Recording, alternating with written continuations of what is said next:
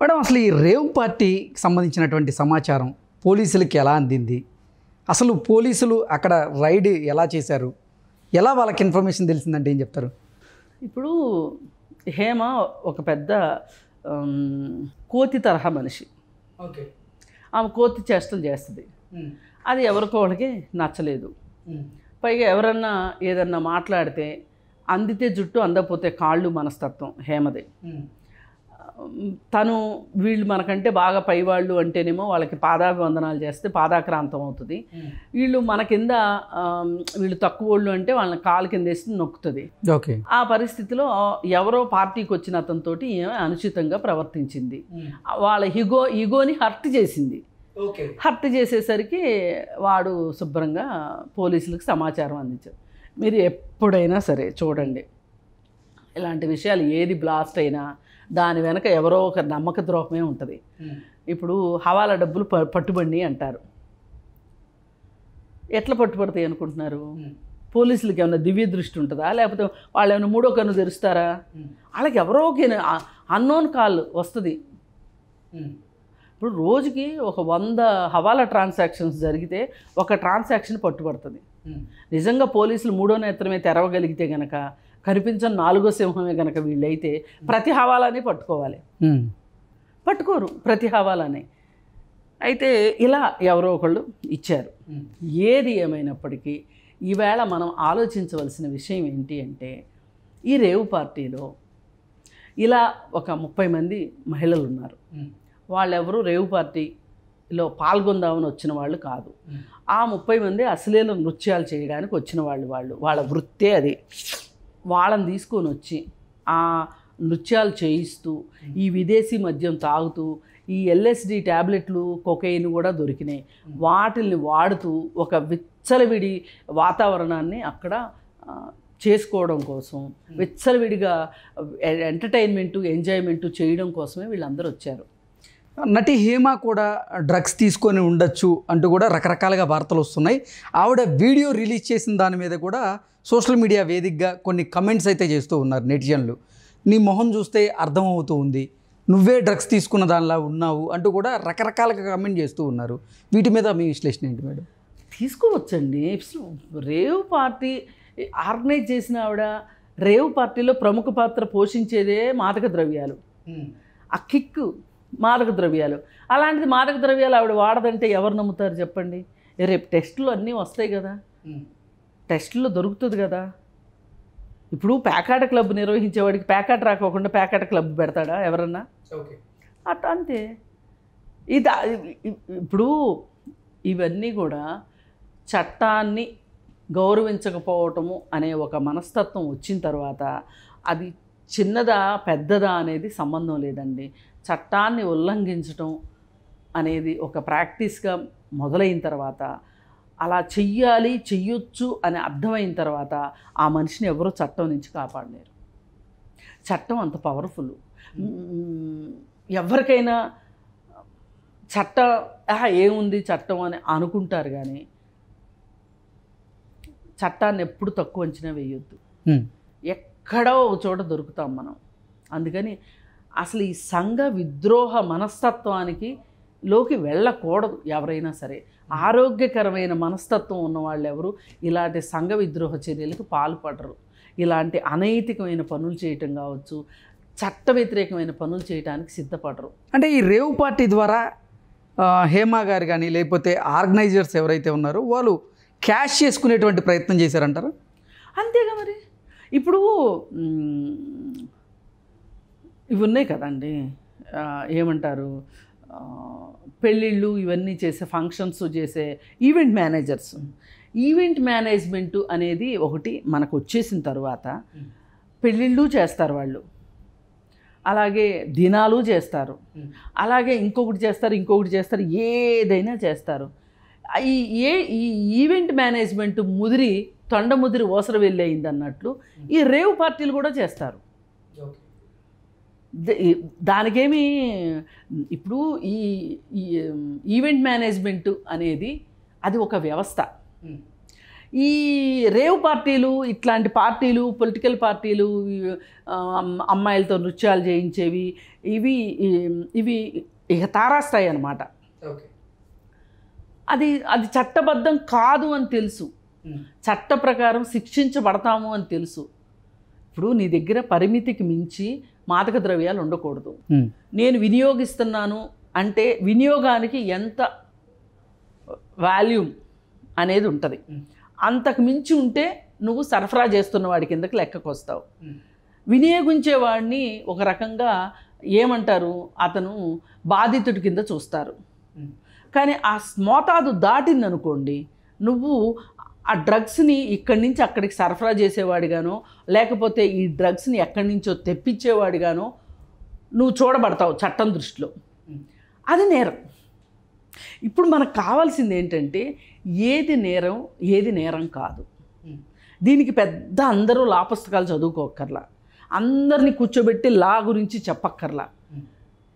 లా అంటే nothing but common sense. Nothing but common sense. నీకు ఒక కామన్ సెన్స్ నీ బ్రెయిన్లో పనిచేస్తుంది అంటే నువ్వు చట్ట వ్యతిరేకంగా ఉండవు, అంతే. సింపుల్ అండి. నీకు నష్టం చేసుకుంటూ పక్క వాళ్ళకి నష్టం చేస్తూ ఉన్నావు అంటే ఏదో ఒకరోజు నువ్వు చట్టం దృష్టిలో పడతావు. చట్టం దృష్టిలో పడిన వాళ్ళు ఎవ్వరూ తప్పించుకోలేరు.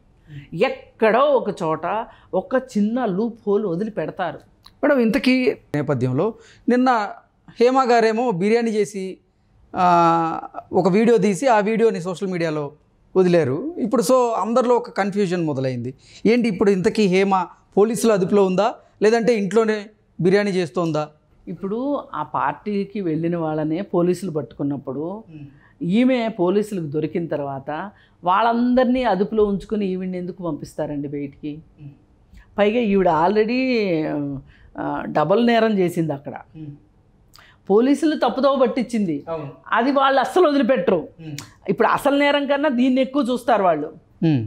అందుకని చెప్పి ఆమె ఖచ్చితంగా పోలీసుల అదుపులోనే ఉంటుంది. ఏం చేసినా అండి, నువ్వు ఒకసారి అబద్ధాలు చెప్పటం మొదలెట్టిన తర్వాత అని నువ్వు ఒక అబద్ధం స్టార్ట్ చేసిన తర్వాత దాన్ని కప్పించుకుంటానికి జడ్డు వరకు వెళ్ళవలసిందే.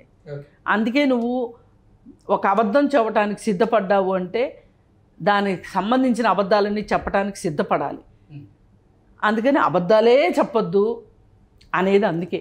ఇప్పుడు ఆపద్ధర్మంగా ఏవో చిన్న పెద్ద అబద్ధాలు ఆడకుండా ఎవరు ఉంటారండి? నేను ఆడతాను, మీరు ఆడతారు, ఎవరైనా ఆడతారు. కానీ ఈ అబద్ధాలు ఆడడం ఒక అలవాటుగా ఉంటారు కొంతమంది. దాన్ని లయింగ్ స్కేల్ అంటారు.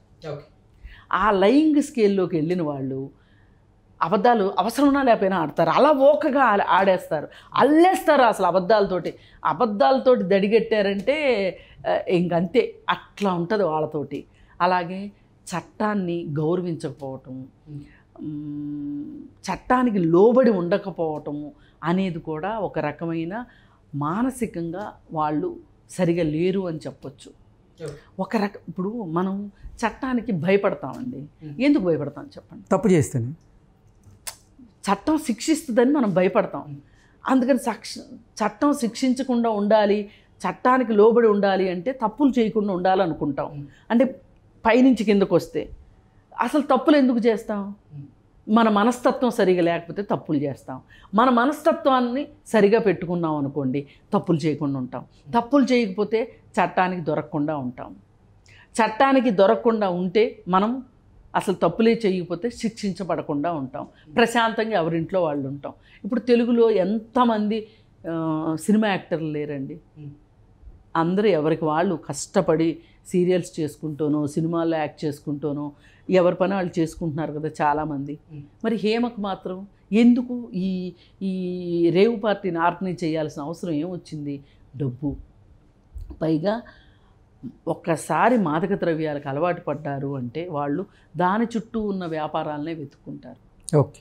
ఇప్పుడు ప్యాకాట ఆడడం అలవాటైన వాడికి క్లబ్బులన్నీ ఎక్కడ ఉన్నాయో వాడికి అడ్రస్ తెలుస్తుంది. ప్యాకాట ఆడినోడికి క్లబ్ల అడ్రస్ ఎట్ట తెలుస్తుంది చెప్పండి? అంతే కదా.